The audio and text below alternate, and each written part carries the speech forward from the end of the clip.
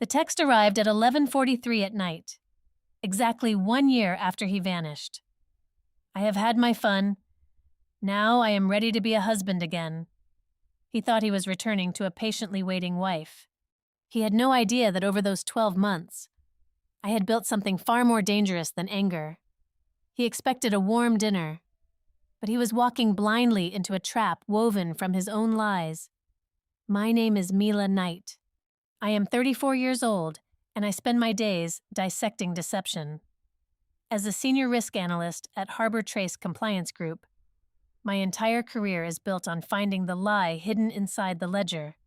I look for the inconsistencies, the missing funds, the quiet shifts in behavior that signal a massive fraud. I am trained to remove emotion from the equation, to strip away the human element and look strictly at the raw, unforgiving data.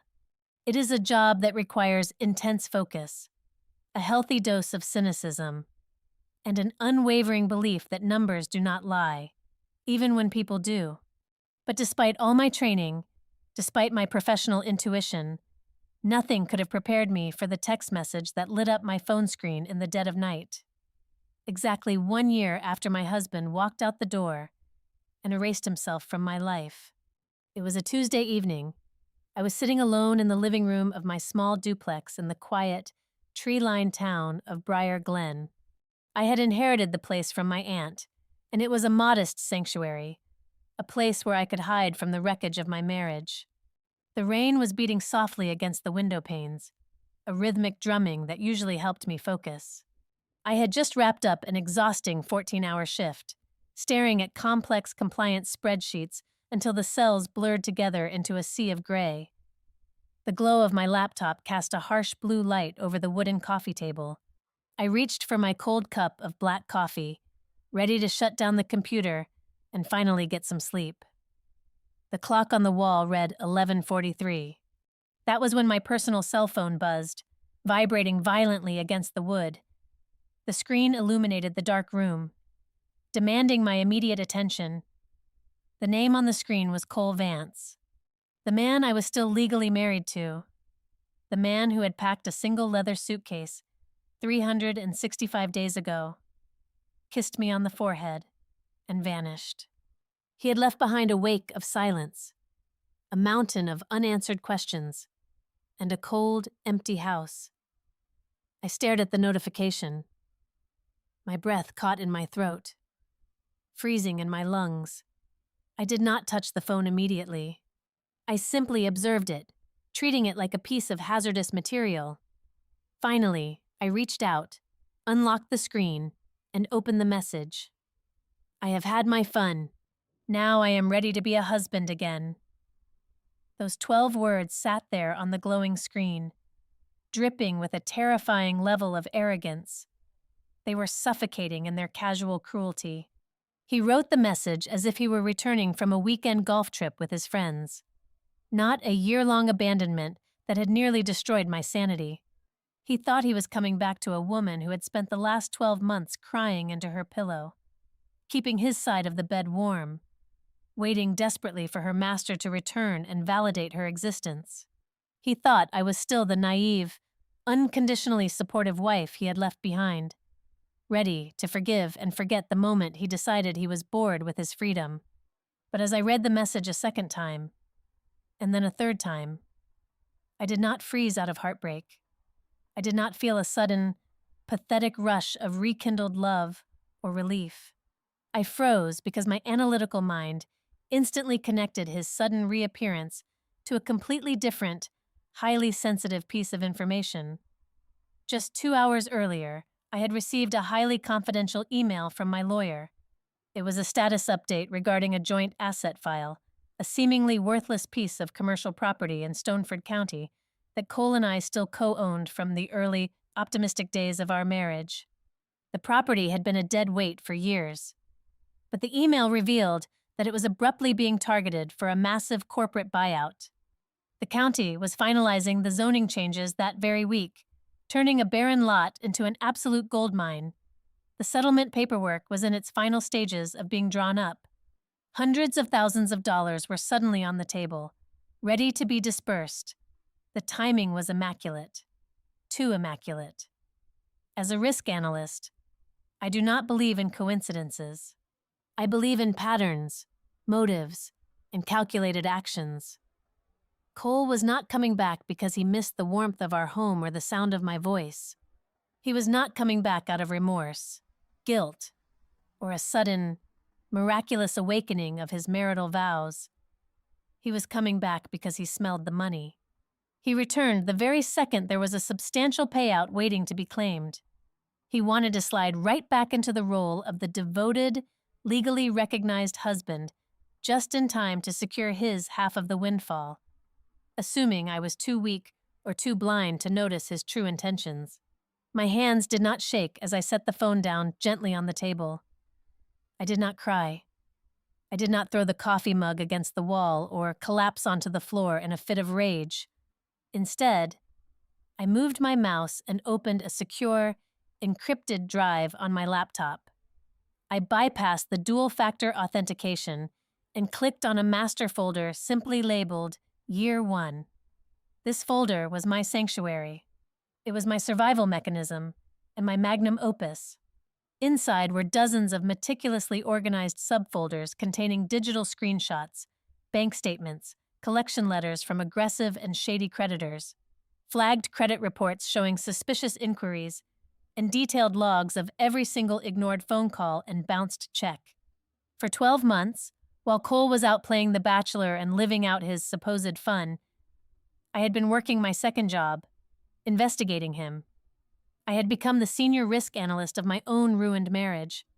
I had tracked his digital footprints, his financial missteps, his hidden liabilities.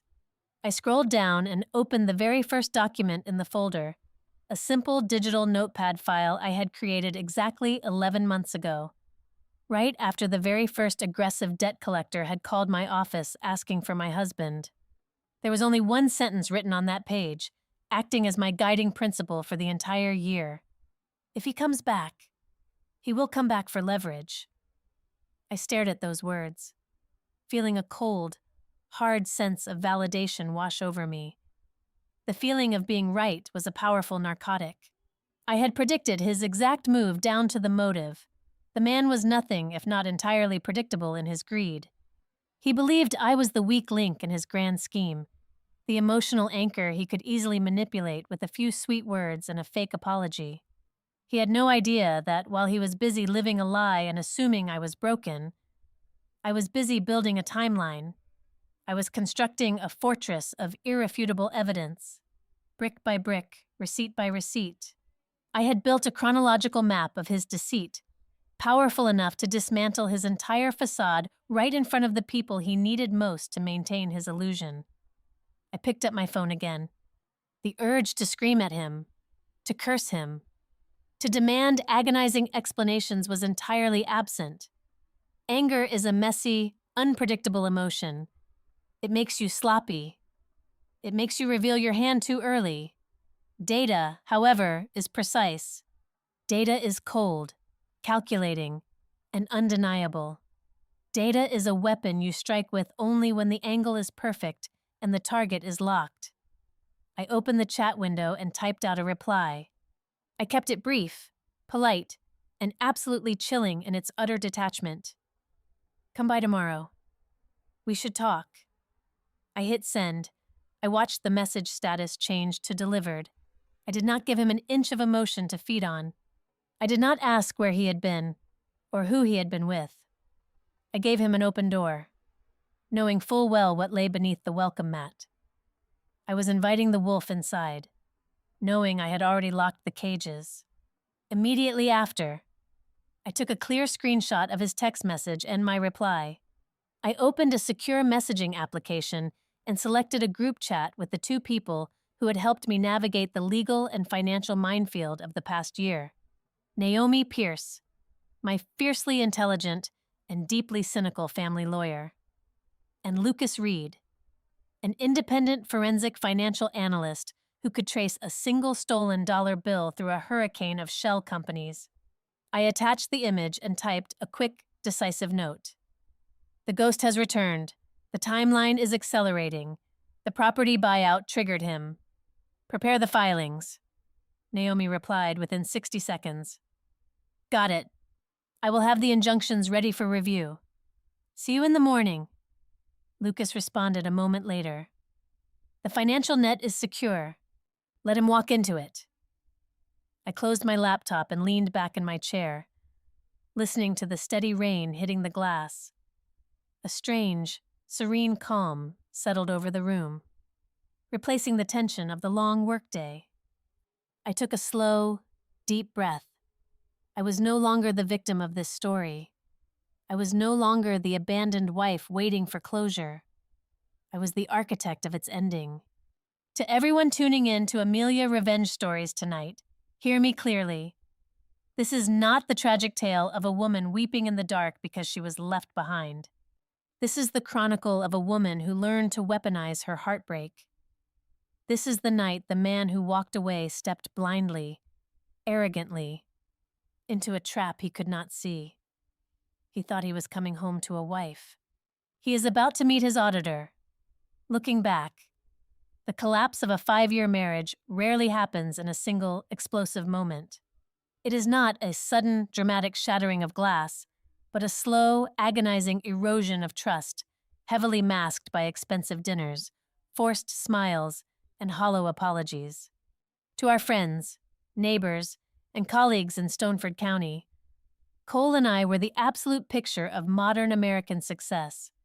He was the handsome, charismatic entrepreneur, always dressed in perfectly tailored suits, forever one confident handshake away from his next $1 million breakthrough. I was the quiet, steady, reliable force standing faithfully beside him. What the outside world did not see, and what I refused to admit even to myself, was the sheer, crushing exhaustion of being his permanent safety net. For 5 years, our dynamic operated on a soul-draining, inescapable loop. It was a relentless cycle of extreme charm, grand promises, urgent borrowing, and eventual emotional disappearance whenever his grandiose schemes inevitably fell apart. Cole loved to tell people at sophisticated cocktail parties that he was aggressively building an investment empire. He weaponized corporate buzzwords like synergy, aggressive leveraging, and disruptive paradigms to sound authoritative. But the ugly truth, hidden behind the closed doors of our home, was that he was building his illusions entirely on my back. My predictable, substantial corporate salary paid the heavy mortgage. My pristine credit score secured the complicated leases for his luxury vehicles. My solid professional reputation was the unwritten cosigner for the endless, high-interest business loans that vanished seamlessly into his mysterious, constantly shifting corporate entities. He treated my financial stability as his own personal, limitless venture capital fund. Any attempt I made to ask for basic receipts, actual business plans, or simple accountability was met with heavy sighs, rolled eyes, and bitter accusations that I simply lacked vision and was holding him back from true greatness. The absolute breaking point arrived exactly 1 year ago, on the brutally cold evening of our 5th wedding anniversary. We went to a dimly lit, severely overpriced steakhouse downtown to celebrate. I wore a formal dress, trying desperately to salvage a sense of occasion. Cole, however, spent the entire 2-hour dinner staring blankly at his phone, swirling a glass of expensive bourbon, barely making eye contact with me. There was no gift. There was no card. There was not even a simple, half-hearted toast to the life we had built together. When the heavy leather checkbook finally arrived, he looked up at me. His eyes were completely vacant, entirely devoid of any warmth or history. He leaned across the crisp white tablecloth and delivered his lines like a bored, exhausted actor. He told me he was suffocating. He said he desperately needed space to find his true self. He claimed the heavy, boring pressure of my rigid lifestyle was actively killing his free entrepreneurial spirit. I woke up the next morning at 6 o'clock to an empty, freezing house. His side of the bed was perfectly made. I walked into his closet and his vintage leather suitcase. The ridiculously expensive one I had bought for his 30th birthday was gone. My stomach plummeted. I did not call his phone. I did not run out to the driveway to look for his car. Instead, a dark instinct kicked in, and I opened my banking application on my phone. My heart pounded violently against my ribs as the screen loaded the balance of our primary joint savings account. $25,000. Gone. The money had been withdrawn via a rapid wire transfer at 4 a.m. while I was sleeping beside him. I walked into the kitchen, feeling completely numb, my bare feet cold against the hardwood floor. There, sitting carelessly on the marble island next to the coffee maker, was a crumpled yellow sticky note. He had not even bothered to use a proper piece of stationery to end half a decade of partnership. In his rushed, sloppy handwriting, he had written a single, infuriating directive. Do not make a big deal out of this. I just need time. He walked out on our marriage like he was casually pausing a gym membership. He did not file for divorce. He did not initiate any formal legal separation or offer a timeline for his return. He did not sit down with a mediator to divide our assets fairly or discuss how to handle the massive debts we shared. He simply evaporated from my physical reality, deliberately leaving the legal door cracked open just an inch. It was a highly calculated move to ensure he could walk right back into my life if his new, independent adventure did not pan out. He wanted to remain legally bound to my financial security while aggressively stripping away all of his daily responsibilities as a partner. While he became a ghost in my living room, he simultaneously transformed into an inescapable, booming presence on social media. Within a matter of weeks, my digital feed was a constant, mocking barrage of his newfound freedom. There were high-definition photos of him drinking expensive champagne on rented yachts off the vibrant coast of Florida. There were stylized videos of him snowboarding at exclusive, snowy resorts in Colorado, surrounded by beautiful, laughing people I had never met. He was broadcasting a highly curated life of absolute luxury and carefree joy. A fantasy directly funded by the $25,000 he had quietly stolen from my emergency security blanket. But the digital cruelty was only half of his strategy. The real, lasting damage was happening quietly in our shared social circles back home. Friends we had known for years suddenly stopped inviting me to dinner parties. Mutual acquaintances literally looked the other way when I passed them in the grocery store aisles. I soon discovered that Cole had been incredibly busy framing the narrative long before he actually packed his bags. He had been quietly planting toxic seeds of doubt for months, telling everyone who would listen that I was a bitterly controlling, entirely unreasonable wife. He painted himself as the tragic victim of a difficult, demanding woman who constantly belittled him and refused to support his dreams. Because I chose to remain dignified and silent. Because I absolutely refused to air my profound humiliation on the internet or scream my side of the story to anyone who would listen. People naturally assumed his loud version of events was the absolute truth.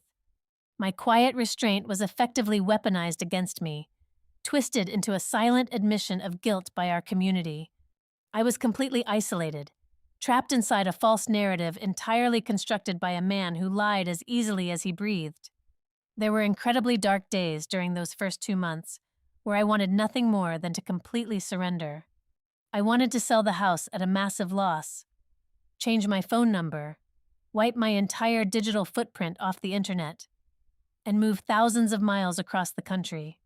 I wanted to accept the heavy defeat, absorb the catastrophic financial blow, and just cut him out of my existence entirely to find some peace.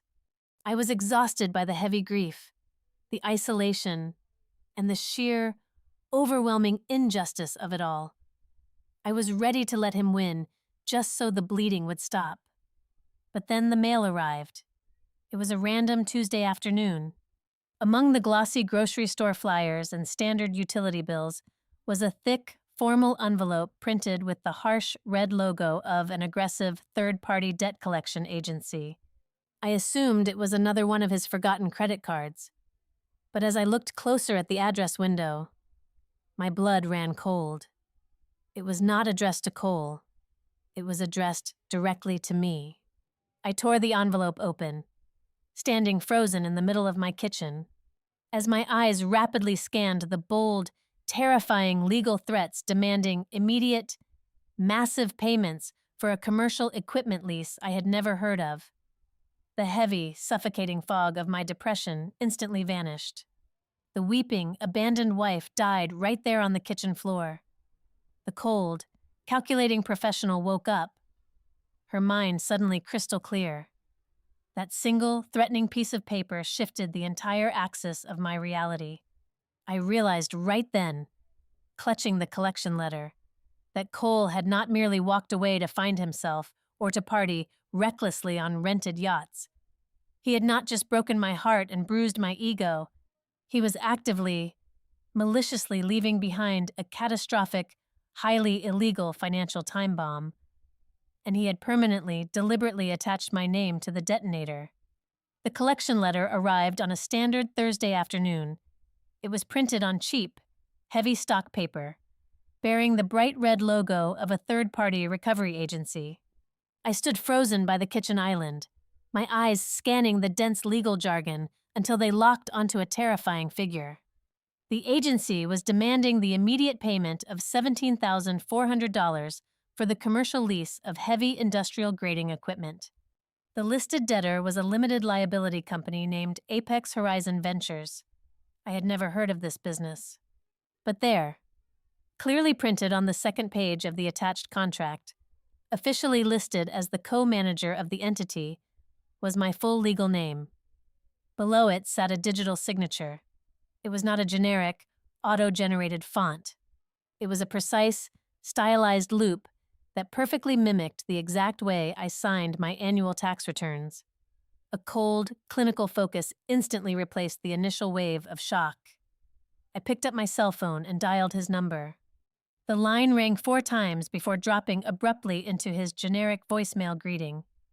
I did not leave a pleading message.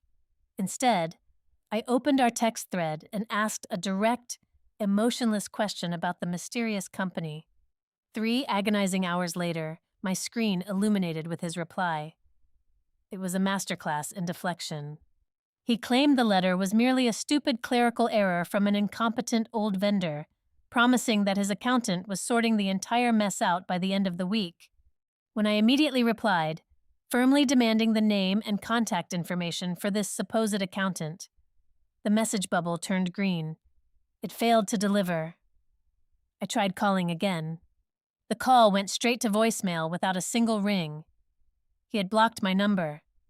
He would keep it blocked for the next 6 weeks. Panic is a visceral reaction, designed by nature to make you run blindly or fight recklessly. I refused to do either.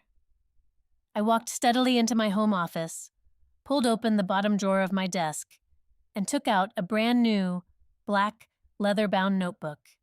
I sat down, opened to the very first blank page, and wrote the date, October 14th.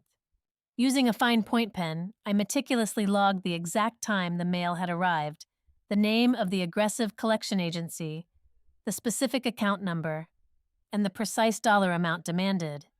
I transcribed his evasive text message word for word. I noted the exact minute he had severed our cellular connection. This notebook was the birth of my master log.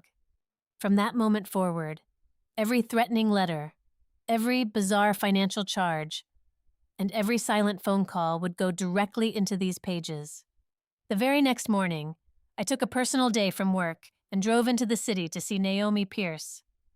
We had survived the grueling trenches of undergraduate mock trial together over a decade ago. She was now a senior partner at a boutique family law firm that specialized exclusively in high-net-worth divorces and aggressive asset recovery. I sat across from her massive mahogany desk and silently slid the terrifying collection notice, along with my new black notebook, across the polished wood. She read the documents in absolute silence. The rhythmic ticking of the antique grandfather clock in the corner of her office seemed to amplify. Naomi finally looked up, her sharp features entirely stripped of the warm greeting we had shared just minutes earlier. She tapped her heavy gold pen against the fraudulent digital signature. "This is not just a husband leaving to find himself," Naomi said, her voice dropping into a low, grave register. "This is intentional legal exposure. He is actively using your pristine financial background as a human shield while he plays with matches." She did not offer me a box of tissues or a sympathetic hug. Instead, she offered me a ruthless war protocol. We spent the next 4 hours executing a total, uncompromising financial lockdown. Under her direct supervision, I called the fraud department of every major credit bureau to place a hard security freeze on my Social Security number. We drove to a completely different banking institution across town and opened entirely new, isolated checking and savings accounts. I systematically changed every single password I had ever used, implemented biometric multi-factor authentication on all my personal emails, and formally revoked his authorized user status on 3 different platinum credit lines. Finally, Naomi drafted a heavily worded legal demand to our primary marital bank, aggressively requesting certified hard copies of every single transaction statement going back 36 full months. 2 weeks later, a bonded courier delivered a heavy box to Naomi's office containing thousands of pages of raw transaction data. The sheer volume of paper was designed to be overwhelming, which was exactly why Naomi brought Lucas Reed into the room. Lucas was a fiercely independent forensic financial analyst who viewed money as a highly detailed, trackable language. The 3 of us sat in Naomi's glass-walled conference room, the large table completely buried under organized stacks of bank paper. Lucas spent hours running his silver pen down seemingly endless columns of minor, incredibly boring charges. They were recurring automated payments for obscure cloud storage servers, strange software subscriptions, and random administrative processing fees. Almost all of these charges were tiny, usually ranging from $19 to $49. He is bleeding the joint accounts through 1,000 tiny, invisible cuts, Lucas explained calmly, circling a dense cluster of transactions with a bright red marker. These are not personal lifestyle expenses. These are the hidden operational costs required to keep his fake shell companies floating. He deliberately broke the massive payments down into fractional, insignificant amounts so they would never trigger the bank's automated fraud defense algorithms.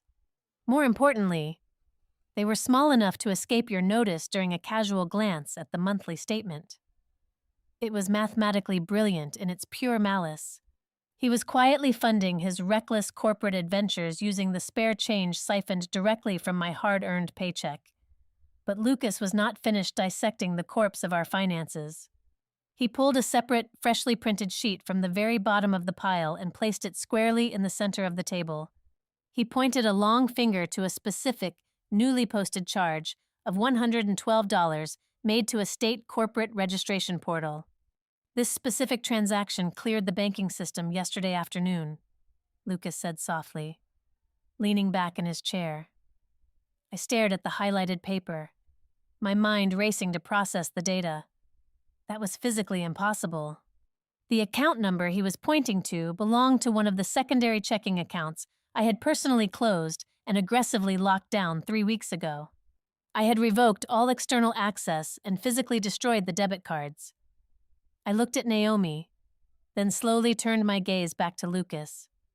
The terrifying implication hung heavily in the cold air of the conference room. Someone was not just relying on old, established automated payments that had slipped through the cracks. Someone out there actively possessed my current, supposedly secure, newly updated personal data. They had successfully bypassed the newly established security protocols. I leaned back in the heavy leather chair, absorbing the crushing gravity of the situation. A lesser person might have broken down right there, weeping over the sheer scale of the violation.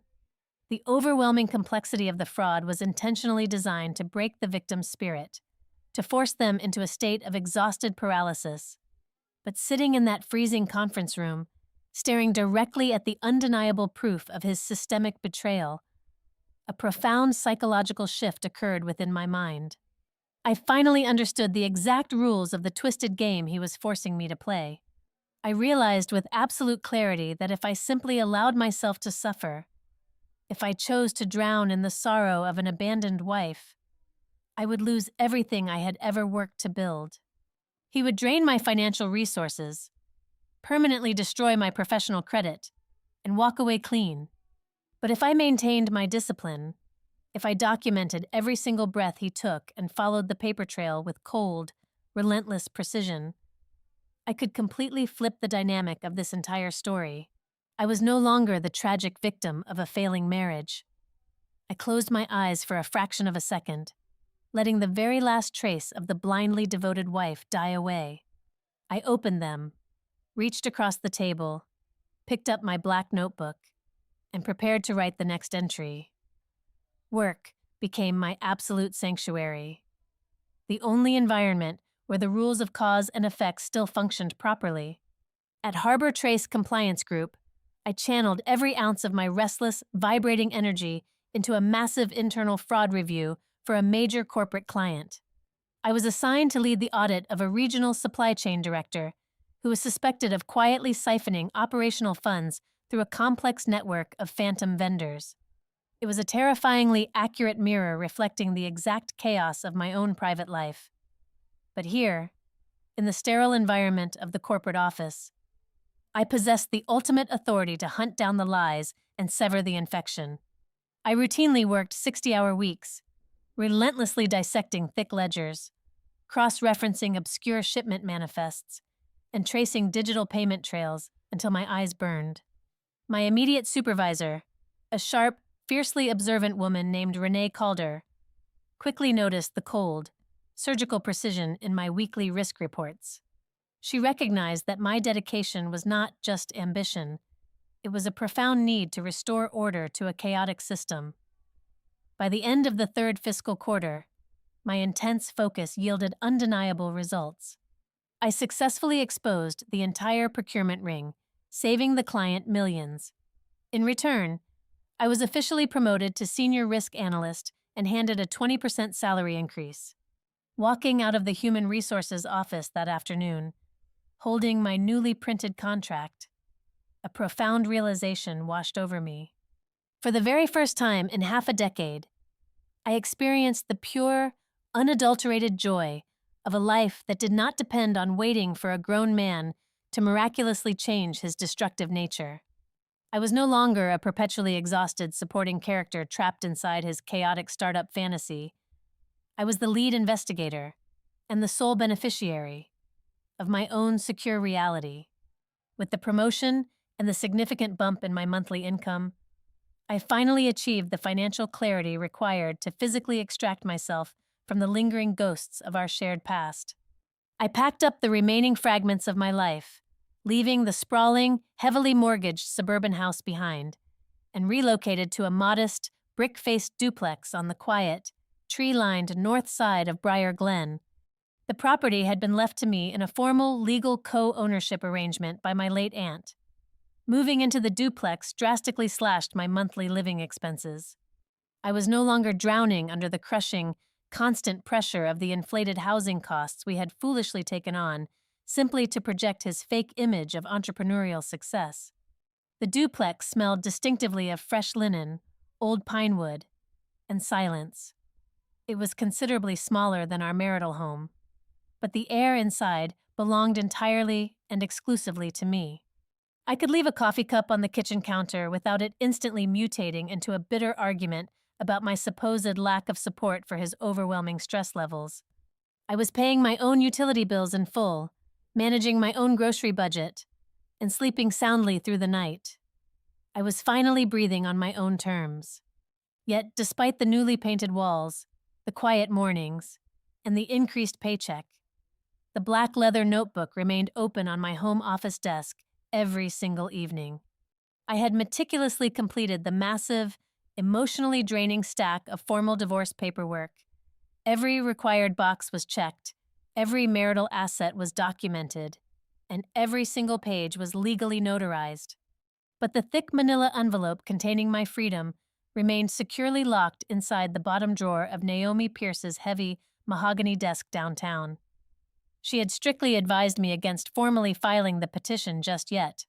If I filed the papers too early, she warned, We would only be legally splitting the visible wreckage he had left behind. She needed me to hold the line, to swallow my pride and endure the invisible legal limbo for just a few more months while we gathered absolute, undeniable proof of his intentional financial malfeasance.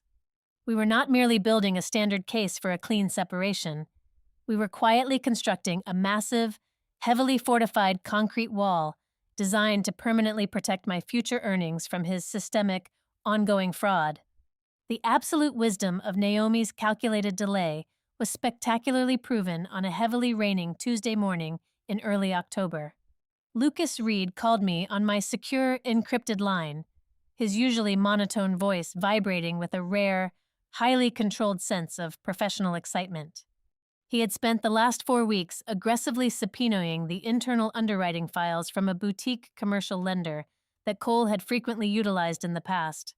Lucas finally found the smoking gun we needed buried deep within page 47 of a commercial loan application. The document was dated exactly 3 months after Cole had packed his bags and walked out of my house. Cole had aggressively petitioned the private lender to instantly double his unsecured credit limit. To actively justify this massive extension of high-risk debt, he had explicitly and fraudulently listed his current marital status as happily married. He had heavily leaned on my newly increased corporate salary, my prestigious job title, and my absolutely spotless credit history as his primary financial safety net. He had deliberately forged my ongoing consent to underwrite a highly volatile business venture while entirely ignoring my existence in the real world. He was literally banking on the illusion of our marriage to fund his bachelor lifestyle. While Lucas was meticulously tracing the fraudulent loan applications, a seemingly unrelated bureaucratic event occurred across town that would suddenly and violently accelerate our entire timeline. The local municipal government of Stoneford County publicly released a highly anticipated, massive draft proposal for the complete revitalization of the decaying industrial sector on the eastern edge of the district. For 7 long years, Cole and I had been stuck holding the joint deed to a contaminated, absolutely worthless half-acre lot right in the dead center of that forgotten zone. We had purchased it during our very first year of marriage, a foolish, incredibly optimistic investment that quickly morphed into an ongoing, painful tax liability. We could not sell the toxic dirt, and we could not afford to develop it. But according to the newly released, county-drafted urban blueprints, our completely useless piece of property was now sitting directly in the middle of a proposed, state-funded commercial transit hub. The morning the public bulletin officially went live on the county website, my encrypted email inbox pinged with an urgent message from a prominent commercial real estate broker. The county was quietly offering highly lucrative preliminary buyout settlements to private landowners in order to avoid a prolonged, messy eminent domain legal battle. The projected compensation package attached to the email was absolutely staggering. A forgotten property we had practically written off as a total financial loss was suddenly valued at nearly $400,000.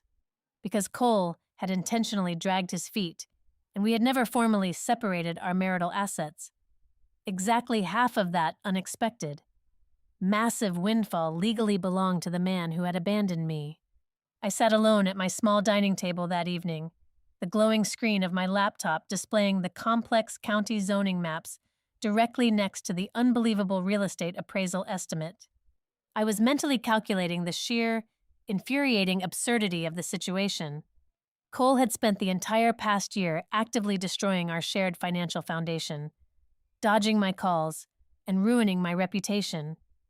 Yet he was now perfectly positioned to reap a massive, entirely unearned reward from the ashes of our union.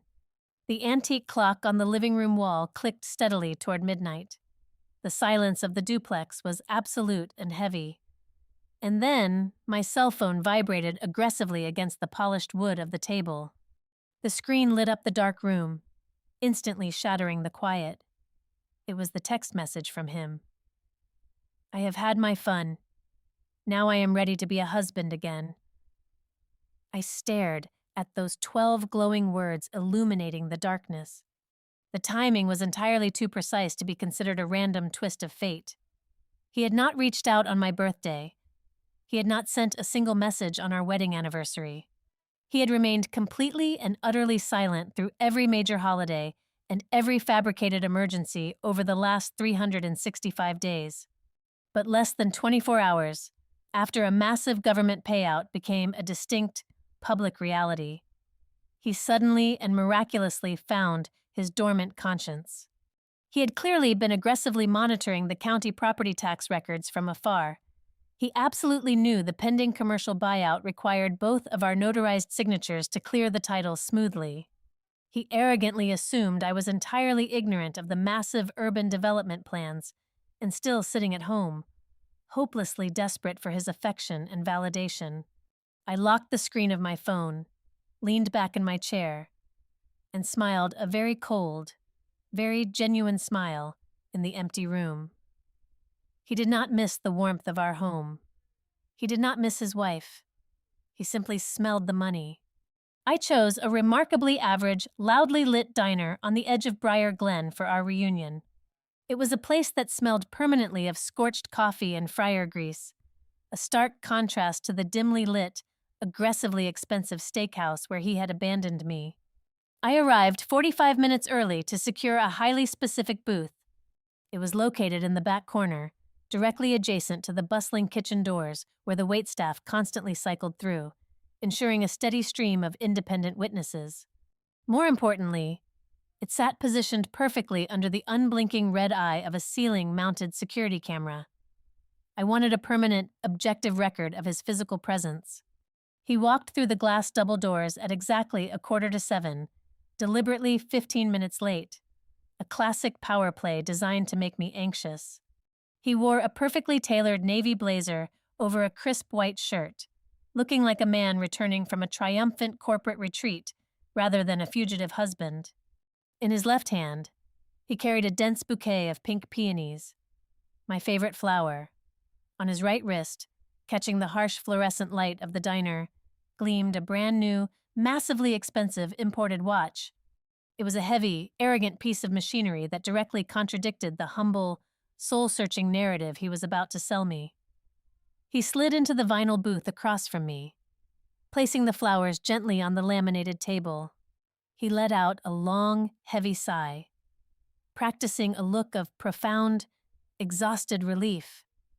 He reached across the table, attempting to cover my hands with his. I smoothly pulled my hands back, wrapping them tightly around my ceramic coffee mug.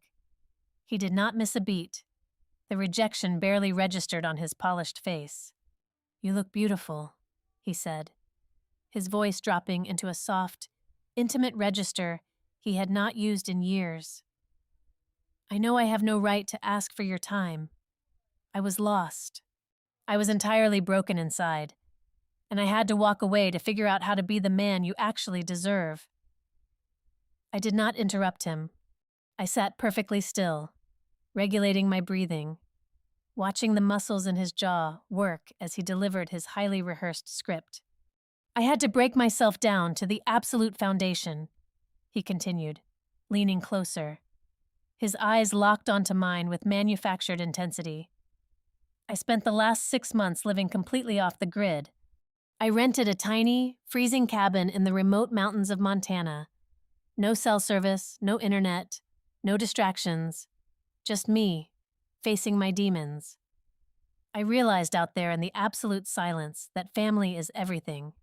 You are my family. I am finally ready to step up." I took a slow sip of my black coffee. The bitter taste grounded me. I recalled the geotagged social media photographs Lucas had extracted from a hidden account, showing Cole standing on a brilliantly sunny yacht deck in Miami during the exact middle of January. "Montana," I repeated softly, my tone completely flat and devoid of judgment. "It must have been incredibly brutal in the dead of winter." He nodded solemnly, placing a hand over his heart. "It was the hardest thing I have ever done, but it was necessary for my healing." I let the silence stretch between us. The clattering of dishes from the nearby kitchen filled the void. I needed him to keep talking. People who lie for a living abhor silence. They constantly feel the desperate urge to fill it with more details.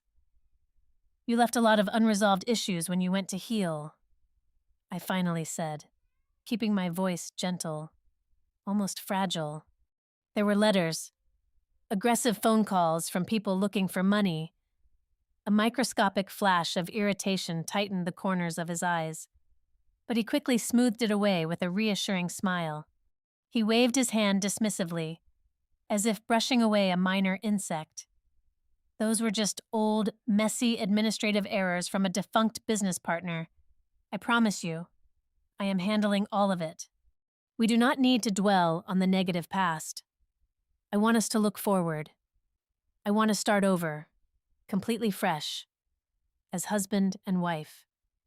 He leaned even closer, lowering his voice conspiratorially. And listen to me. We need to do this together, just the two of us. We cannot let outside influences poison our second chance, especially lawyers. They only care about billing hours. They drain the life out of a relationship. Promise me we will handle our future privately. I looked at him, studying the desperate, greedy hunger hiding just beneath his charming veneer. He was terrified of Naomi Pierce. He knew a forensic audit would instantly dismantle his entire, carefully constructed reality. We can build a real foundation now, he urged, his voice quickening with genuine excitement.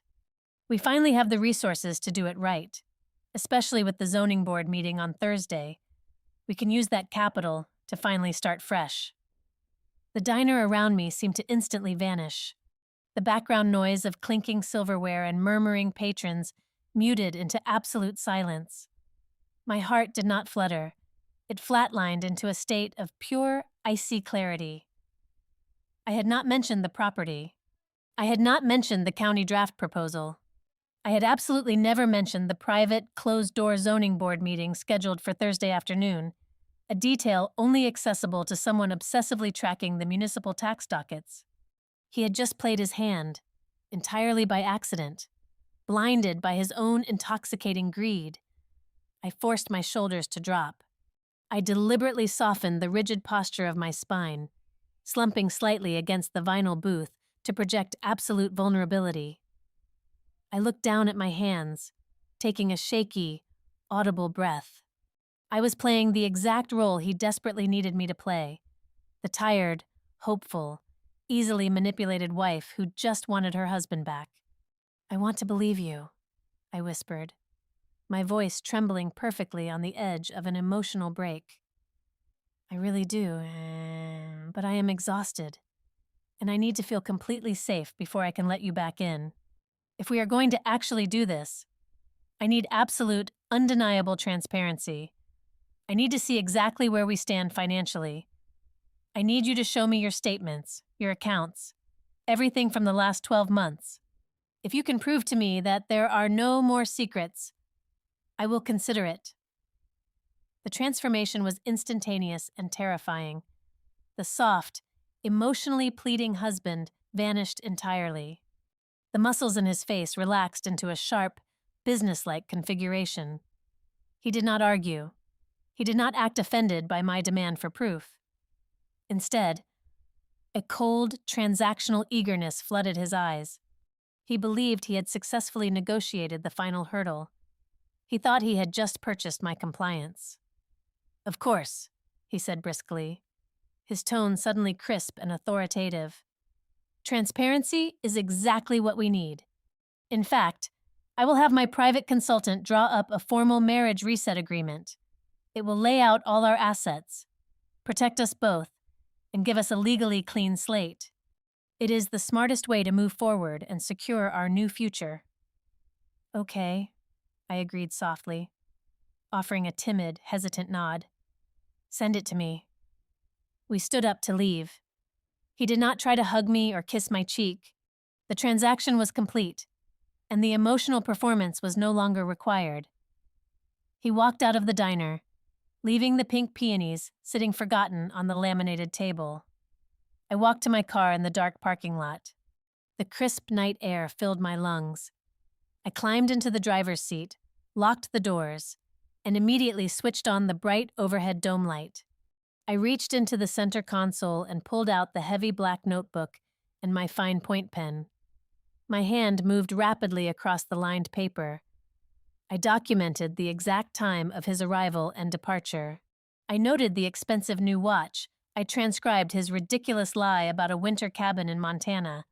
And finally, I wrote down his exact verbatim quote regarding the zoning board meeting on Thursday. I drew a thick black box around those words. I picked up my phone and opened the secure chat with Naomi. I typed a rapid, precise summary of the encounter. He slipped. He brought up the Thursday zoning meeting completely unprompted. He is terrified of a legal audit. He offered to draft a marriage reset agreement to bypass discovery. He is trying to contractually bind me to his debt before the payout drops. I hit send and stared at the steering wheel. He had walked into that diner believing he was a master manipulator, effortlessly pulling the emotional strings of a broken woman. He thought he was driving the narrative toward a massive financial victory. He had absolutely no idea that I was not a participant in his emotional drama. I was simply the stenographer, calmly sitting across the table, professionally directing his voluntary confession. The game had fundamentally shifted, and he was already losing without even realizing the timer had started. The email arrived in my personal inbox at exactly 8:15 on Wednesday morning. The subject line was painfully generic, reading simply, "Moving forward together." Attached to the message was a 10-page digital document titled Marriage Reset Agreement. His accompanying text was brief, aggressively casual, and entirely transparent to anyone trained to spot manipulation. He wrote that the document was just a standard, boring formality, a simple framework to protect both of our interests as we began the beautiful process of rebuilding our life together. He suggested I sign it digitally by the end of the day so we could skip the stressful legal red tape and focus entirely on healing our bond. I did not sign it. I did not even reply to the email immediately. Instead, I routed the document directly to my heavy-duty home office printer. The machine whirred to life, spitting out 10 crisp pages of dense legalese. I took the warm stack of paper to the kitchen island, poured a fresh cup of black coffee, and picked up a bright yellow highlighter. Reading a legally binding contract is an exercise in absolute emotional detachment. You cannot look at the soft promises. You must look exclusively at the cold mechanics of the trap. The first 3 pages were filled with useless boilerplate language about mutual respect, renewed emotional commitment, and shared domestic responsibilities. It was fluff, deliberately designed to fatigue and disarm a vulnerable reader. But on page 4, the actual architecture of his scheme began to take terrifying shape. Clause 4 explicitly demanded the immediate suspension of any pending or future legal separation filings for a mandatory period of 24 months. He was legally chaining me to the radiator, ensuring I could not escape while he executed his plan. Clause 7 dictated the full and immediate restoration of joint signatory rights on all previously held communal assets. He wanted his hands completely back inside my isolated bank accounts. Clause 9 was even more specific, granting him sole, uncontested proxy representation for any municipal, commercial, or private negotiations regarding any real estate titled in both of our names. There it was. He was attempting to secure the absolute legal authority to cash out the pending county land deal without ever needing me to be physically present in the room. But the true poison, the absolute kill shot, was buried deep on page 8, heavily disguised under a dense paragraph of financial jargon. Clause 12 stated that any commercial liabilities, open lines of credit, or operational business expenses incurred by either party during the previous 12 months, provided they were initiated for the holistic benefit and future prosperity of the marital estate, shall be fully recognized as equal, joint marital obligations. I stopped reading. The air in the kitchen felt suddenly very thin. I took a high-resolution photograph of Clause 12 and sent it directly to Naomi via our encrypted communication channel. Her response arrived less than 2 minutes later. "Do not even breathe on that document," she wrote. "This is not a reconciliation agreement. It is a retroactive liability shield. He is actively trying to launder his toxic, fraudulent debt through your pristine credit history. If you put your name on that dotted line, every single illegal loan he took out while he was playing Bachelor instantly becomes your legal burden. He is trying to make you pay for his own getaway car. I set my phone face down on the marble counter. I did not feel the familiar, suffocating panic that used to govern my life. I felt the cold, hard thrill of the hunt. I walked back to my computer to draft my response. I maintained the carefully constructed persona of the cautious, deeply hurt, yet mildly hopeful wife.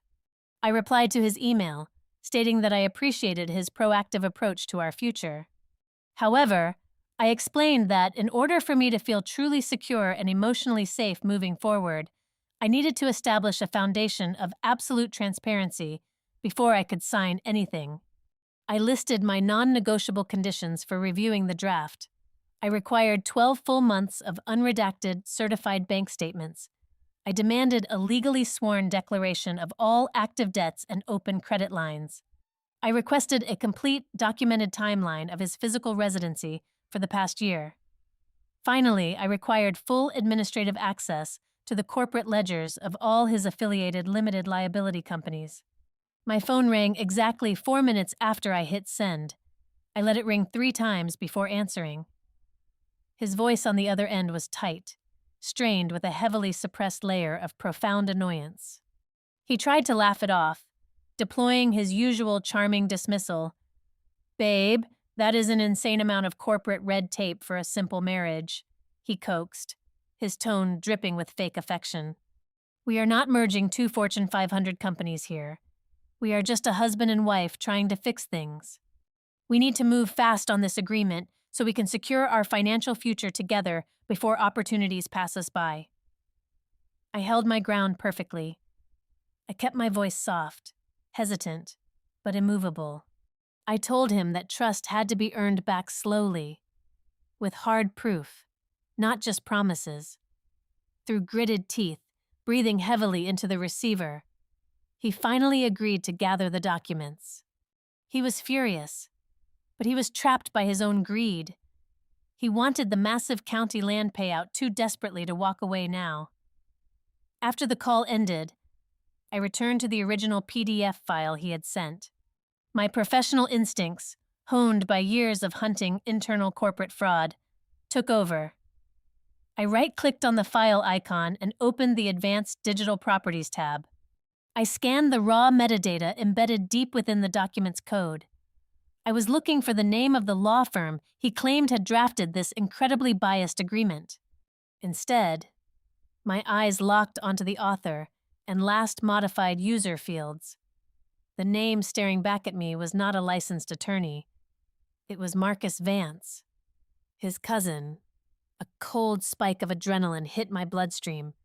3 years ago, Marcus had quietly faced a massive, highly publicized civil lawsuit for aggressively brokering forged title deeds and falsifying commercial lease agreements for shady real estate developers. He had barely escaped federal prison by turning state's evidence. I immediately captured a screenshot of the metadata and fired it off to Lucas. My phone vibrated almost instantly. Lucas bypassed the secure text channel and called me directly, his usually calm voice sharp with sudden realization. "This changes the entire scope of the board," Lucas said rapidly. "They are not just trying to steal a localized land payout.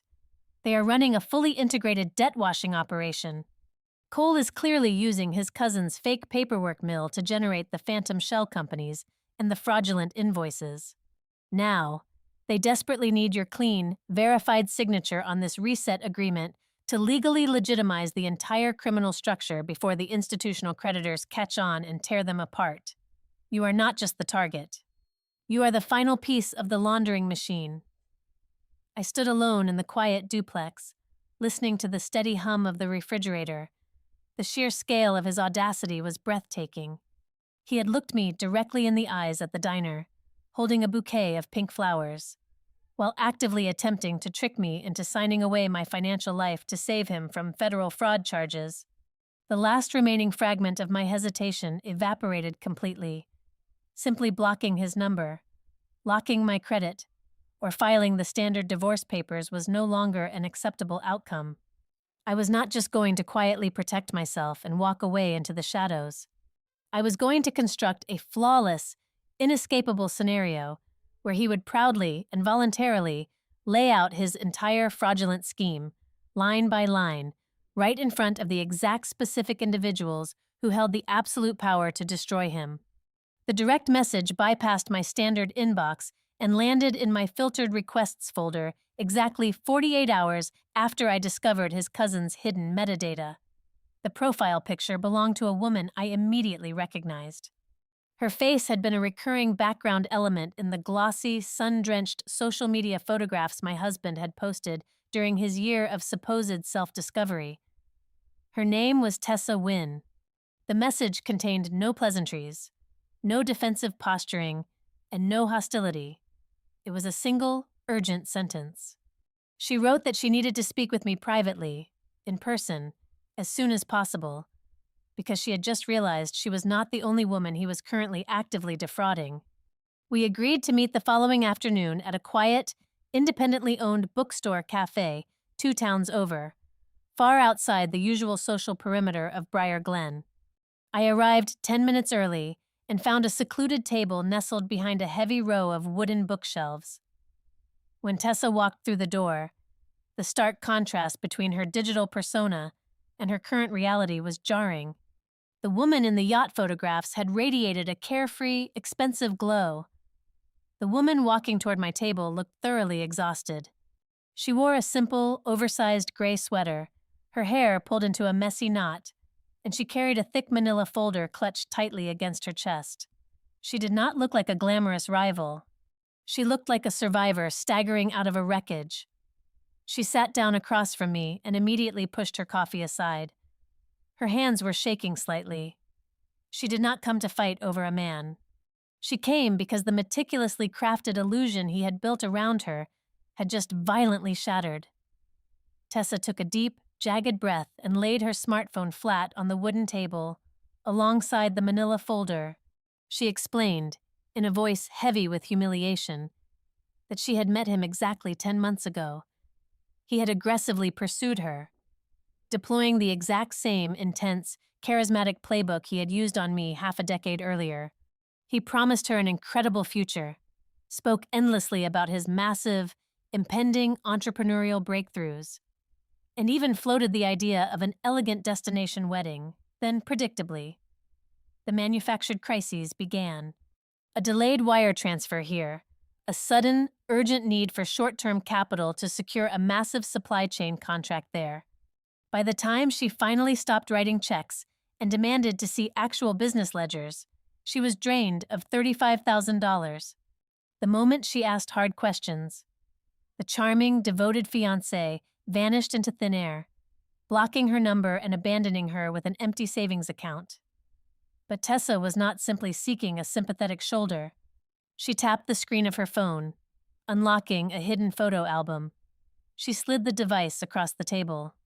I managed to sync his tablet to my cloud account before he changed all his passwords last week, Tessa said, her voice dropping to a harsh whisper. I wanted to know where my money went. Instead, I found out why he suddenly packed his bags and rushed back to Stoneford County. I looked down at the bright screen. It was a chronological series of captured text message conversations between him and his cousin Marcus. I read the glowing words, feeling the last remaining drop of my marital history crystallize into pure, frozen evidence. He was openly bragging about his strategy.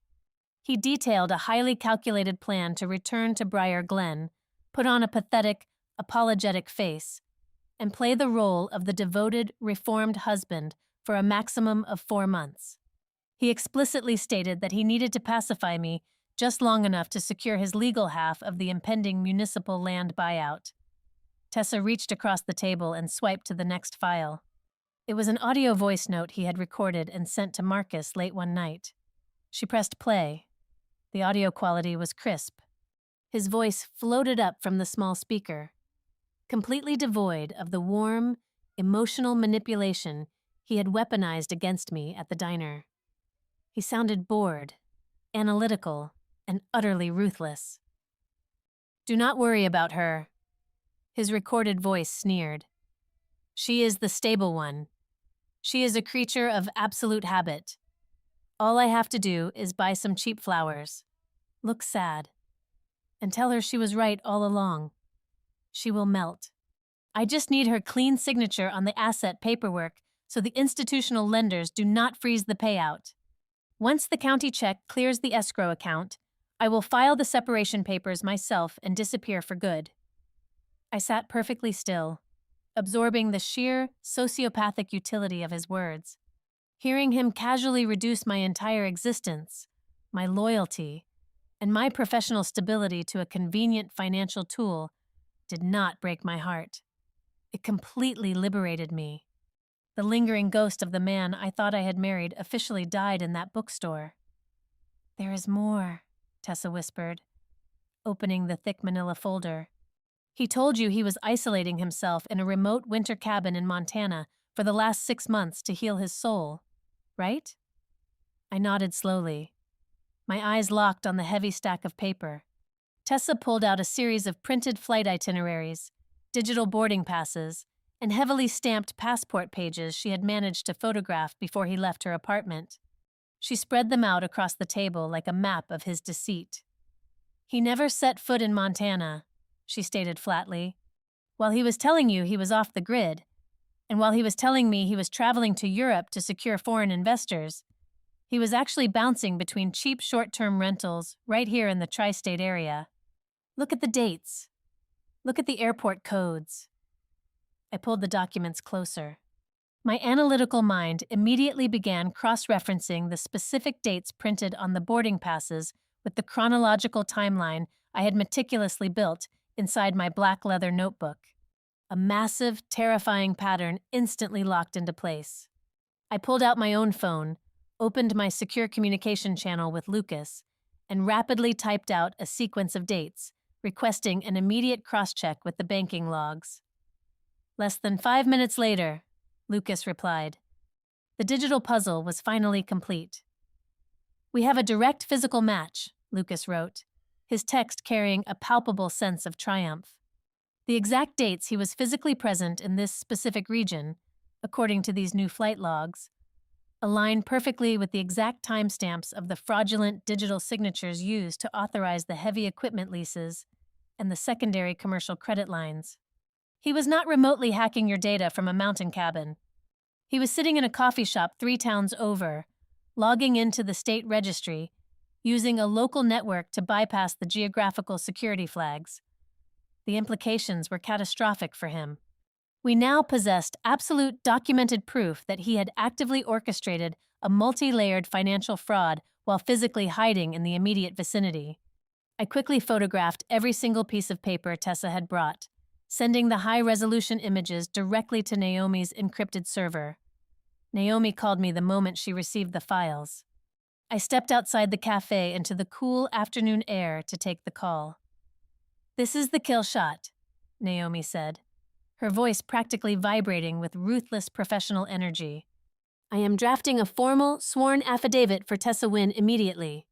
I want every single detail of his financial deception, his fake marriage promises to her, and his recorded statements about defrauding you legally, notarized and locked into the public record by tomorrow morning." "Do we file it with the court right now?" I asked, pacing the sidewalk. "Absolutely not," Naomi countered sharply. "If we show him the gun now, he will panic and run, or he will have his cousin manufacture a defense. We keep Tessa's affidavit entirely hidden. We hold this explosive charge quietly in our pocket until he is physically standing in a room, under oath, aggressively committing to his lie on the official record. We wait until he has tied his own noose, and then we drop the floor." I walked back inside the cafe and sat down across from Tessa. She looked drained, staring blankly at her empty coffee cup.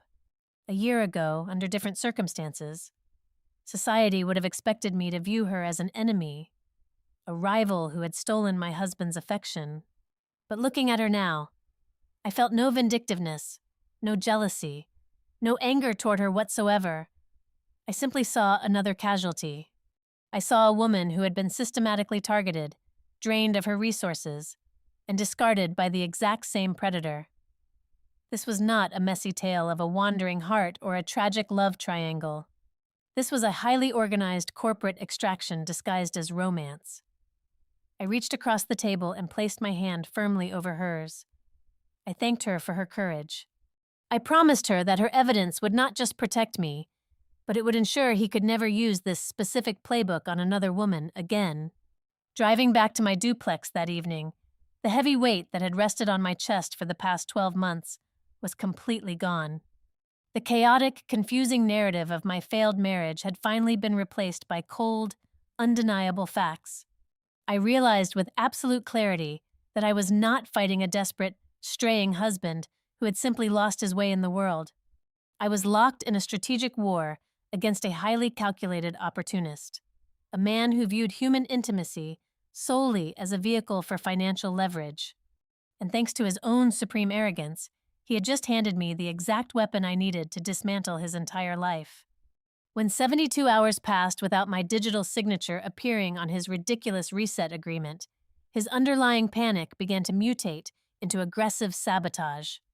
He realized his charm offensive had stalled, so he reverted to the only other tactic he knew: destruction.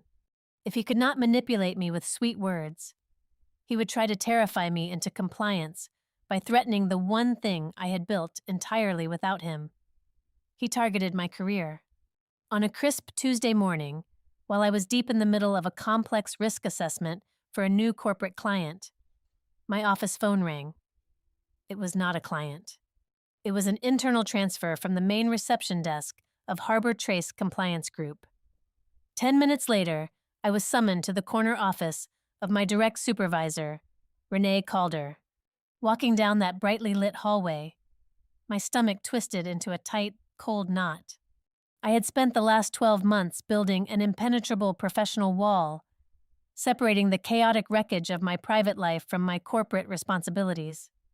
I assumed the wall had just collapsed. I sat across from Renee, expecting a polite but firm conversation about leaving personal drama at the front door, or worse, a subtle suggestion that I take an unpaid leave of absence to sort out my mental health.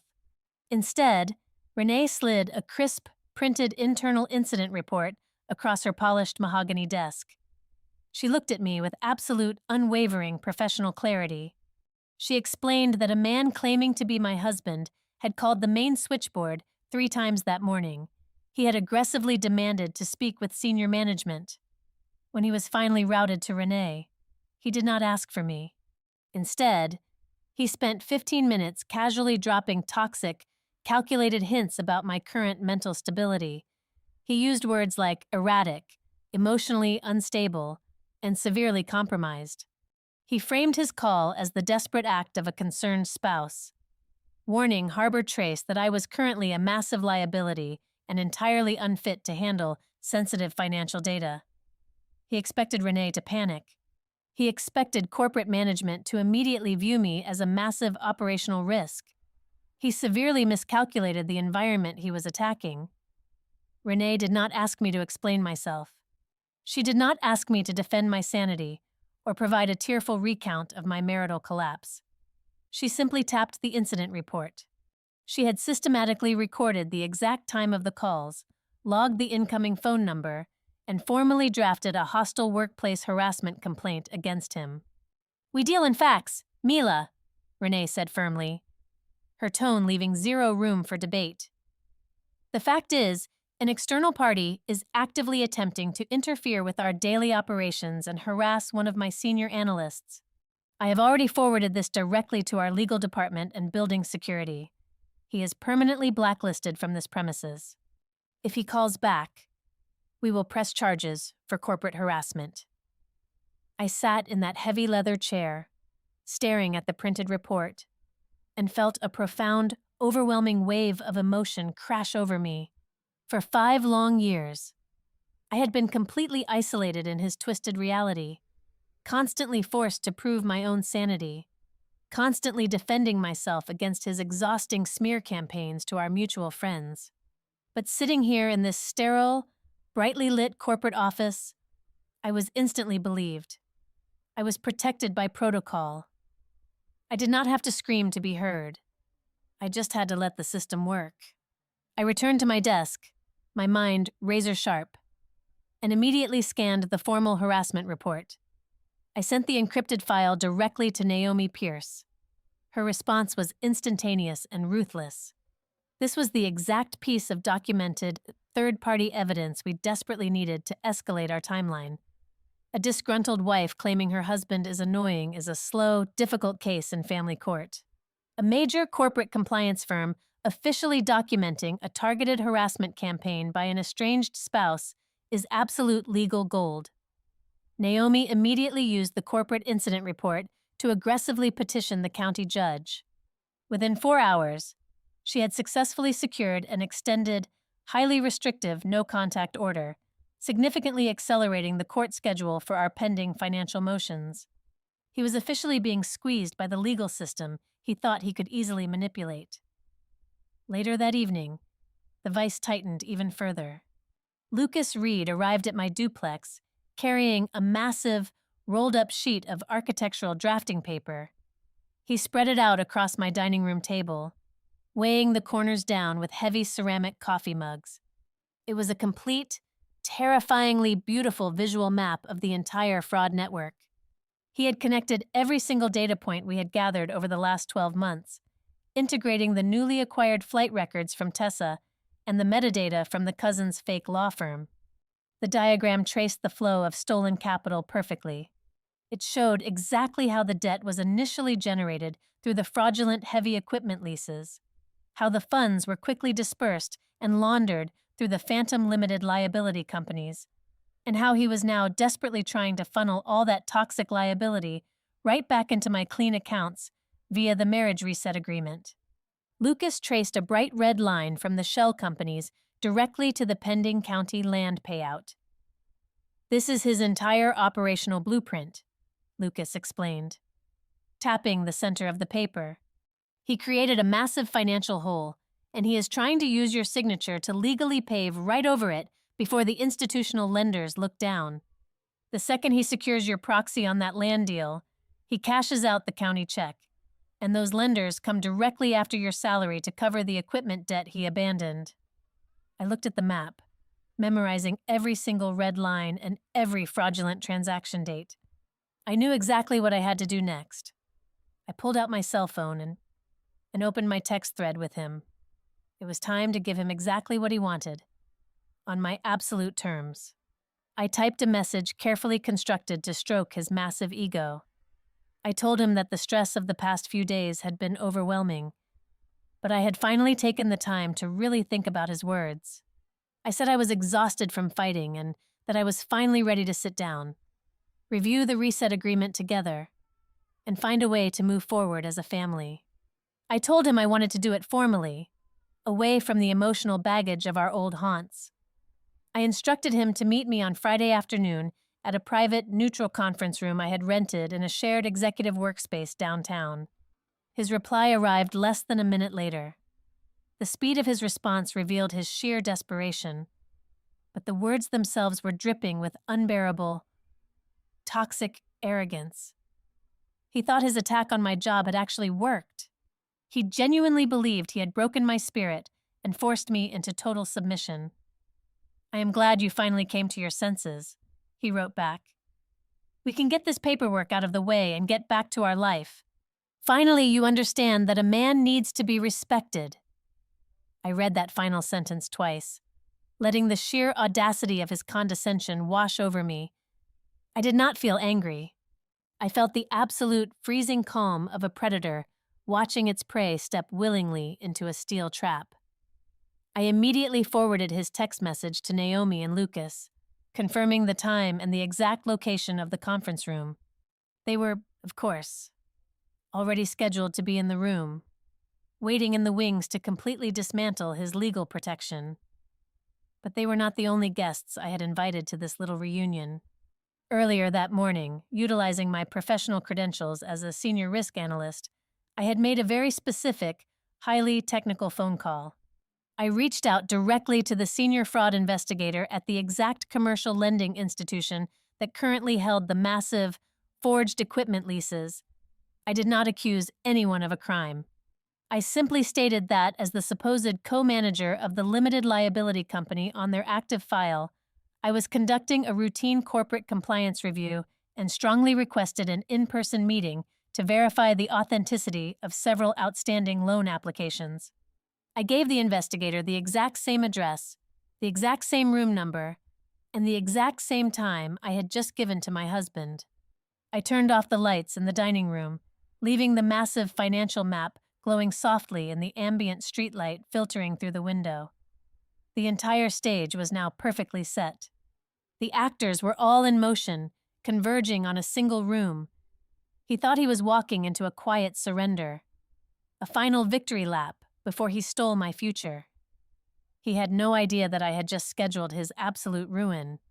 The trap was locked, the audience was gathered, and now it was simply a matter of watching to see which specific lie would break him first. The conference room on the 14th floor of the Downtown Executive Center was encased entirely in soundproof glass.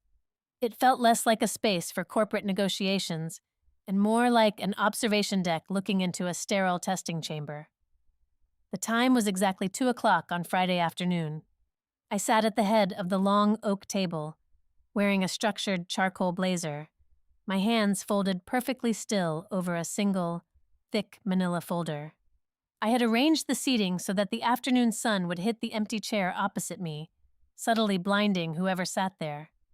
He walked through the heavy glass door at 2:05.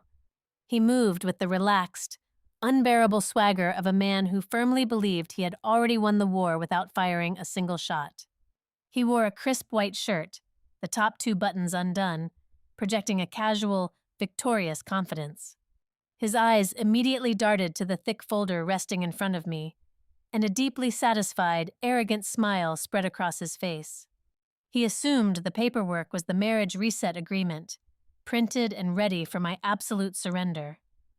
He pulled out the chair, squinting slightly against the bright glare of the window, and sat down. He let out a long, theatrical exhale, shaking his head as if overwhelmed by the beauty of our impending reconciliation. "I knew you would make the right choice," he said, his voice dripping with condescending warmth. "This past year was a nightmare for both of us, but signing this agreement today is the first step toward building our real empire.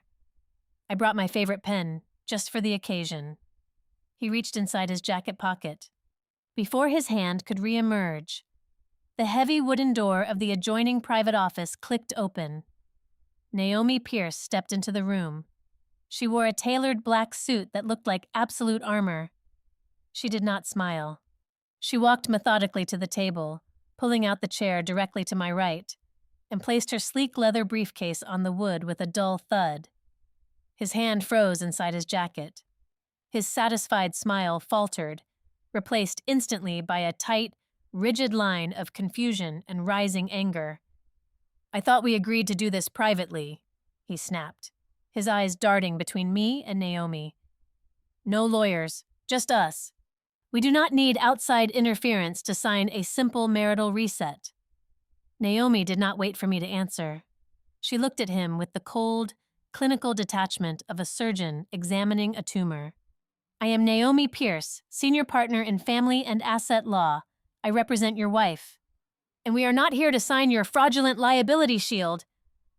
Before he could process the severity of her statement, the adjoining door opened a second time. Lucas Reed walked in, holding a long, cylindrical cardboard tube. He moved with quiet efficiency, standing at the opposite end of the table. He uncapped the tube and unrolled a massive sheet of architectural drafting paper, weighing the corners down with heavy ceramic coasters. It was the cash flow diagram. Lucas did not introduce himself. He simply picked up a silver pointer and began speaking in a flat, entirely neutral monotone. He sounded like a professor giving a remarkably boring lecture on supply chain logistics. He systematically traced the flow of stolen marital funds, detailing the exact dates of the fractional payments, the hidden cloud server subscriptions, and the unauthorized heavy equipment leases. He pointed directly to the phantom limited liability companies, explicitly linking the forged electronic signatures to the regional network data. The sheer neutrality of Lucas's presentation was a brilliant tactical strike. Cole was a master of emotional manipulation. He thrived on tears, screaming matches, and dramatic accusations. He knew exactly how to twist an angry wife's words against her. But he had absolutely no defense against a monotone forensic accountant reciting verified banking timestamps. He could not gaslight a spreadsheet. I watched him closely. The arrogant posture completely vanished. His shoulders grew rigid. He gripped the edge of the oak table so tightly, his knuckles turned entirely white. When Lucas finished his brief presentation and stepped back, a heavy, suffocating silence filled the room. I did not raise my voice. I did not hurl insults. I simply leaned forward, folded my hands together, and recited the exact 12 words that had initiated this entire sequence of events. I have had my fun. Now I am ready to be a husband again. I let the words hang in the cold air for a long moment. I looked directly into his panicked eyes. Did you come back for me? Or did you come back for the commercial land buyout? I asked, my voice steady and deadly quiet. He swallowed hard, his throat clicking audibly in the quiet room. He desperately tried to reboot his charm offensive, flashing a weak, hollow smile. That text was just a stupid joke, a bad attempt at humor to break the ice. You are taking all of this completely out of context. I came back because I love you. Those business expenses were just minor administrative errors, things I was trying to fix before I came home. Naomi opened her leather briefcase. She pulled out a single, heavily stamped document and slid it perfectly across the polished wood until it stopped inches from his hands. This is a sworn, notarized affidavit from Tessa Wynne, Naomi stated, her voice slicing through his pathetic defense like a razor. He physically recoiled. His eyes locked onto the name printed boldly on the cover page. The remaining color drained completely from his face, leaving him looking sickly and pale. She provided full photographic evidence of your flight itineraries, your passport stamps, and your shared living arrangements. Naomi continued relentlessly. She also provided a crystal-clear audio recording of you detailing your explicit plan to play the role of a devoted husband, just long enough to secure the county land payout and wash your toxic debt through your wife's clean credit history. He opened his mouth to speak, to spin another lie, to somehow explain away the impossible weight of the evidence. But he was interrupted. At exactly 2:30, a sharp, authoritative knock echoed against the glass door. The door swung open, and a tall man in a conservative gray suit stepped into the conference room. He held a leather portfolio under his arm. He looked around the room, verified his surroundings, and introduced himself in a crisp, professional voice. He was the senior compliance investigator for the Commercial Lending Institution, the exact institution holding the massive, forged equipment leases. I apologize for the interruption, the investigator said, looking directly at my husband. I am here regarding the urgent compliance review requested for the limited liability company registered under your name. We have officially flagged the account. We are initiating a full formal review of the underwriting files due to severe discrepancies regarding the misrepresentation of marital assets and the highly suspicious nature of the electronic signatures on the guarantor forms. The trap had officially snapped shut. The metal teeth were buried deep in the bone. He sat completely paralyzed, his eyes darting frantically from the investigator to Lucas, to Naomi, and finally to me. He realized the terrifying scope of the ambush. He was not just facing a messy divorce. He was facing catastrophic financial ruin and massive institutional fraud charges, and the primary witness was standing right inside the room. When cornered, a predator stops trying to charm. It simply bares its teeth. He abruptly shoved his chair back, the wooden legs scraping violently against the floor. He stood up, leaning heavily over the oak table, his face twisted into a mask of pure, vicious rage. The fake, apologetic husband was dead. "You think you are so smart," he snarled, his voice vibrating with venom. "You think you can just orchestrate this little theater and walk away clean? I am still legally your husband. We are still legally married in the eyes of the state. If you do not call off this investigator and sign that reset agreement right now, I will drag you through the mud for the next 5 years. I will demand exactly 50% of your salary. I will demand 50% of the duplex. I will demand 50% of everything you own." I did not flinch. I had been waiting patiently for him to deliver that exact, specific threat on the record. I calmly opened the thick manila folder resting in front of me. I extracted a heavy stack of formally bound legal filings and dropped them heavily onto the center of the table. "These are the formal court petitions for severe marital dissipation and intentional financial fraud," I said, tapping the thick stack of paper. "Attached is the comprehensive communication log proving a year of deliberate abandonment. And sitting right on top is the formal, documented workplace harassment report filed by Harbor Trace Compliance Group Corporate Security after your pathetic phone calls earlier this week." He stared at the documents, his chest heaving as he struggled to process the sheer volume of his defeat. His breathing was ragged, harsh in the quiet room. The investigator stood silently by the door, absorbing every single detail of the meltdown. But a sociopath never truly surrenders. Even entirely surrounded, they look for the single, jagged piece of leverage left on the board. He slowly straightened his posture, buttoning his crisp suit jacket with shaking fingers. He looked at me with a cold, desperate malice. "You have a lot of paperwork," he sneered, his voice dropping into a dangerous whisper. "But you do not have the deed. I am still legally on the title of that commercial property. Without my signature, the county cannot finalize the payout. I will see you at the preliminary civil hearing next weekend.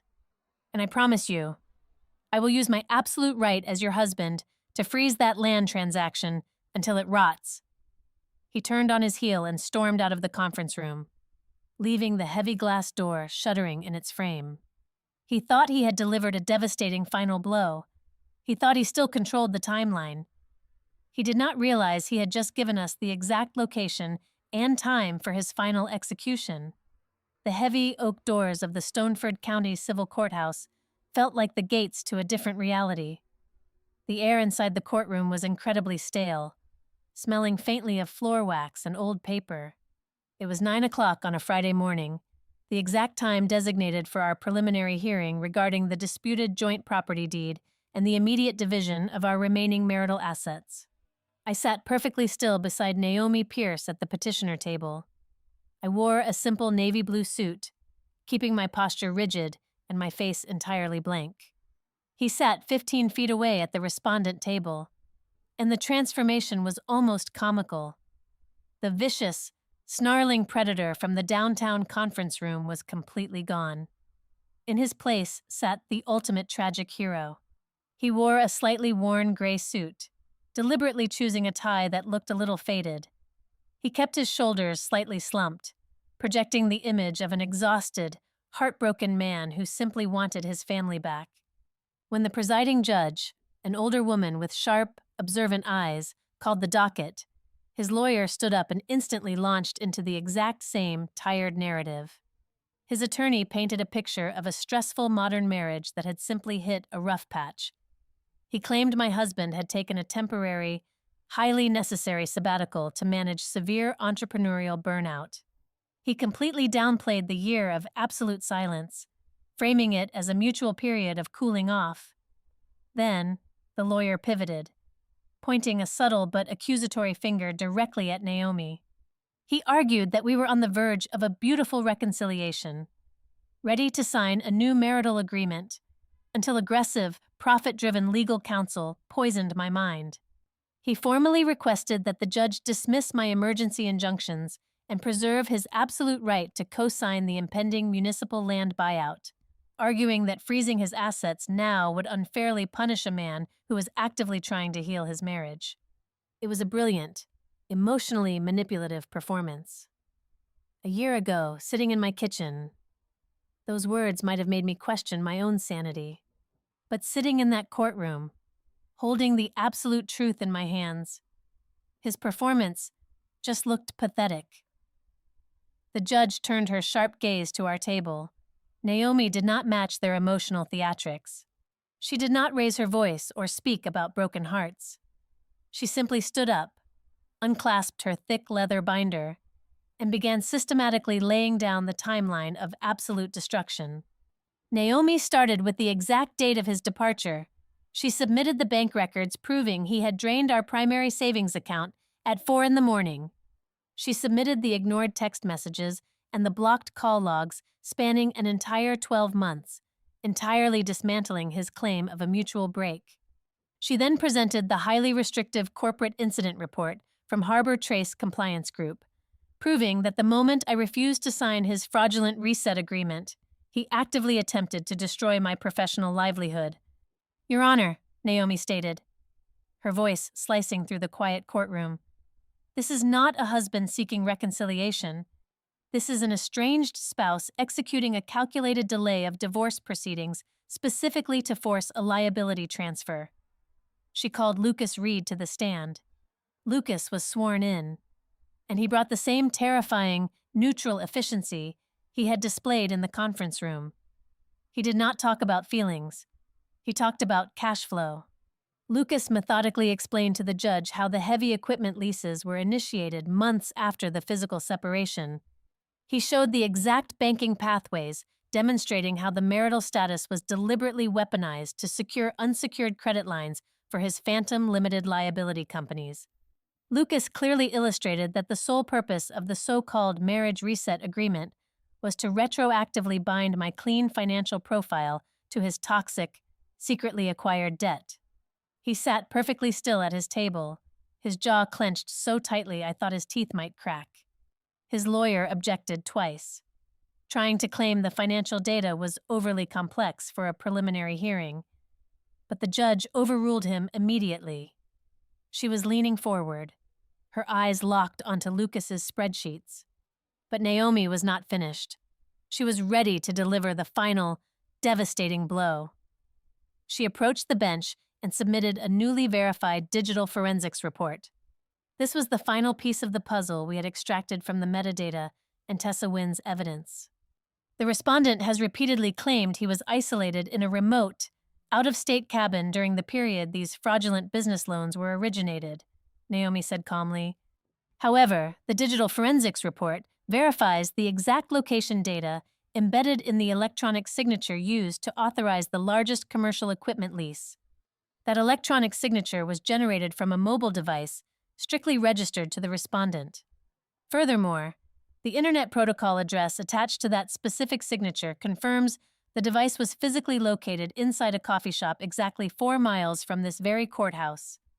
On the exact day he claimed to be halfway across the country, a collective, stunned silence fell over the courtroom. Even his own defense attorney looked down at his legal pad, the color draining from his face. He had lied to his own lawyer. The judge did not explode in anger. She simply took off her reading glasses, rubbing the bridge of her nose. She looked down at him with an expression of profound, absolute disgust. She stated clearly for the official record that while this civil court was not the proper venue to hand down formal criminal fraud convictions, the documented level of deliberate, systematic dishonesty completely obliterated any right he had to claim good faith in this marriage. She ruled immediately from the bench. She granted a full, permanent injunction regarding the Stoneford County commercial property. She explicitly stripped him of any proxy or signature rights related to the land transaction, granting me sole authority to execute the municipal buyout without his interference. His greatest leverage, the massive pile of county money he thought he could steal, was instantly locked entirely out of his reach. Furthermore, due to the undeniable evidence of extreme marital dissipation and the documented workplace harassment, The judge ordered a highly disproportionate division of the remaining assets in my favor. She formally extended the strict no-contact order for another 24 months. He lost everything. In less than 2 hours, his entire grand illusion collapsed into dust. He lost the payout. He lost his human shield.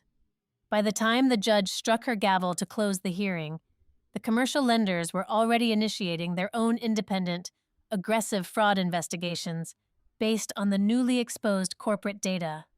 He was walking out of that courtroom entirely alone, facing a mountain of toxic debt he had created with his own 2 hands, with zero legal protection left to save him. I did not wait around the courthouse to watch him panic. I did not gloat. I simply thanked Naomi and Lucas, walked out into the bright afternoon sun, and drove myself home. When I finally pulled into the driveway of my small duplex in Briar Glen, the neighborhood was completely quiet. I unlocked the front door and stepped inside. The house smelled like fresh linen and peace. There were no ghosts waiting for me in the living room. There was no anxiety vibrating in the walls. The air belonged entirely to me. I walked into my home office, sat down at my desk, and opened the bottom drawer. I reached out and picked up the heavy black leather notebook, the one with year 1 written clearly on the front cover. I did not open it to read the dark history contained inside. I simply ran my hand over the smooth cover one last time. I placed it gently into the very back of the deep drawer and pushed it shut. It closed with a firm, satisfying click. He came back to be a husband when it was profitable. I walked away to be myself, even if it meant standing alone. Thank you so much for listening to my journey tonight. Please leave a comment down below and tell me where in the world you are listening from, so we can connect and share our thoughts together. Do not forget to subscribe to Violet Revenge Stories, like this video, and support the channel even more by hitting the hype button so this story can be heard by as many people as possible.